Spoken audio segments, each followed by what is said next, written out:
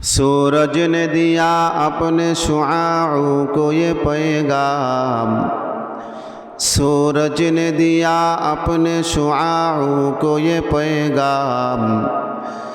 दुनिया है अजब चीज़, कभी सुबह कभी शाम। दुनिया है अजब चीज़, कभी सुबह कभी शाम। सम्मानित हाजिरिन, আল্লাহ পাক রব্বুল আলামিন কিয়ামতের ময়দানে যখন সমস্ত মানুষদের বিচারের কাজ কমপ্লিট করবেন, তখন সমস্ত মানুষ দুইটা ভাগে বিভক্ত হয়ে যাবে। ফারিকুম ফিল জান্নাতি ওয়া ফারিকুম ফিস সাঈর। একটি দল হবে জান্নাতি, আরেকটি দল হবে জাহান্নামী। জান্নাতবাসীদেরকে জান্নাতের মধ্যে প্রবেশ করাইবেন, আর জাহান্নামীদেরকে জাহান্নামে নিক্ষিপ্ত করা হবে। অতএব পর আল্লাহ পাক রব্বুল আলামিন এই জান্নাত জাহান্নামের মধ্যে সংযোগ স্থাপন করে দিবেন। যেরকম ভাবে আমরা দুনিয়ার মধ্যে ইমো হোয়াটসঅ্যাপের মাধ্যমে ভিডিও কলে কথা কই, এক ক্লিকের মাধ্যমে হাজার হাজার কিলোমিটার দূরে সংযোগ স্থাপন হয়ে যায়, কানেক্টেড হয়ে যায়। ওই রকমভাবে জান্নাত যেহেতু উপরে আর জাহান্নাম হইল নিচের দিকে, কিন্তু আল্লাহ পাক রব্বুল আলামিনের কুদরতে জান্নাত জাহান্নামীদের মধ্যে একটি সংযোগ স্থাপন হয়ে যাবে। জান্নাতীরা জাহান্নামীদেরকে দেখবেন, আর জাহান্নামীরা জান্নাতীদেরকে দেখবেন। এই দেখার পরে তাদের মধ্যে আফসোস শুরু হয়ে যাবে। ভাই ভাইকে দেখে আফসোস করবে, বন্ধু বন্ধুকে দেখে আফসোস করবে, সন্তান বাবা মাকে দেখে আফসোস করবে, বোন বোনকে দেখে আফসোস করবে।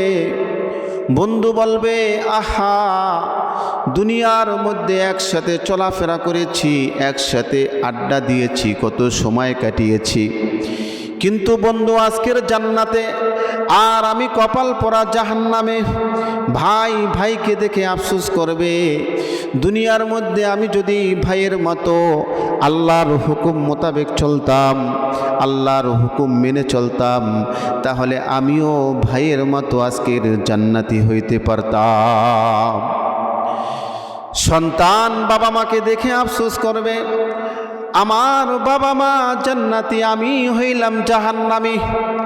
হায় আফসোস, দুনিয়ার মধ্যে যদি আমার বাবা মার কথা শুনতাম, তাদের কথা অনুযায়ী আল্লাহর হুকুম পালন করতাম, আল্লাহর আদেশ মোতাবেক চলতাম, তাহলে আমিও আজকের বাবা মার মতো জান্নাতবাসী হইতে পারতাম।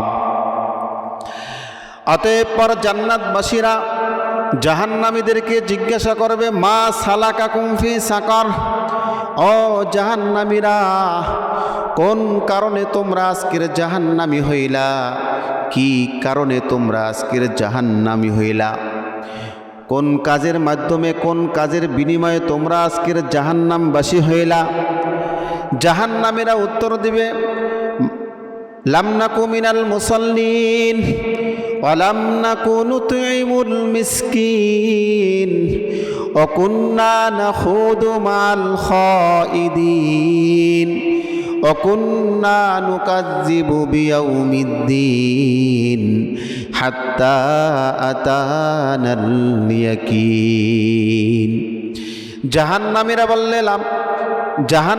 বলবে, লাম নাকু মিনাল মুসাল্লিন, আমরা দুনিয়ার মধ্যে মুসল্লি ছিলাম না, অর্থাৎ নামাজি ছিলাম না। বন্ধুর সাথে একসাথে চলাফেরা করেছি, একসাথে আড্ডা দিয়েছি, কত সময় কাটিয়েছি, কিন্তু বন্ধু যখনই মসজিদ থেকে আল্লাহর নামের আজান ভেসে আসতো, বন্ধু সমস্ত আড্ডা ছেড়ে, গল্পবাজি ছেড়ে মসজিদমুখী রওনা হইতো, কিন্তু আমি কপাল পোড়া ওই আড্ডাবাজি করে সময় নষ্ট করতাম। মুসল্লি কাকে বলে? মুসল্লি তো ওই ব্যক্তি যেই ব্যক্তি যত ব্যস্ততার মধ্যে থাকুক না কেন, যখনই আল্লাহর নাম তার কানের মধ্যে ভেসে আসবে, নিজেকে আর ঠিক রাখতে পারবে না, সাথে সাথে আল্লাহর কদমে লুটে পড়ার জন্য, সেজদা যাওয়ার জন্য মসজিদের দিকে রওনা দিয়ে দেবে। বিশ্বনবী সাল্লাল্লাহু আলাইহি ওয়াসাল্লাম হাদিসের মধ্যে বলেছেন, কিয়ামতের সেই কঠিন মুহূর্ত, যেই মুহূর্তের মধ্যে মানুষ গরম এবং কষ্টের মধ্যে একটু ছায়ার জন্য তারা ছটফট করতে থাকবে, দৌড়াদৌড়ি করতে থাকবে, ছায়া খুঁজবে।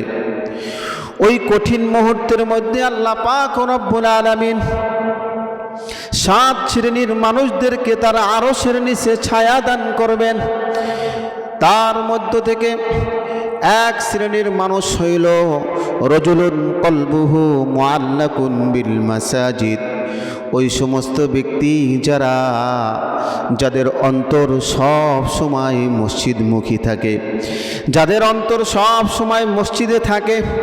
অন্তর মসজিদে থাকা মানে ব্যক্তি সারাদিন মসজিদের মধ্যে থাকার নাম নয়, অর্থাৎ এক ওয়াক্ত নামাজ আদায় করেছে, জোহরের নামাজ আদায় করেছে, জোহরের নামাজ আদায় করার পরে ব্যক্তিগত কাজে ব্যস্ত হয়ে গেছে, ব্যবসায়ী ব্যবসার কাজে ব্যস্ত হয়ে গেছে, কৃষক কৃষি কাজে ব্যস্ত হয়ে গেছে।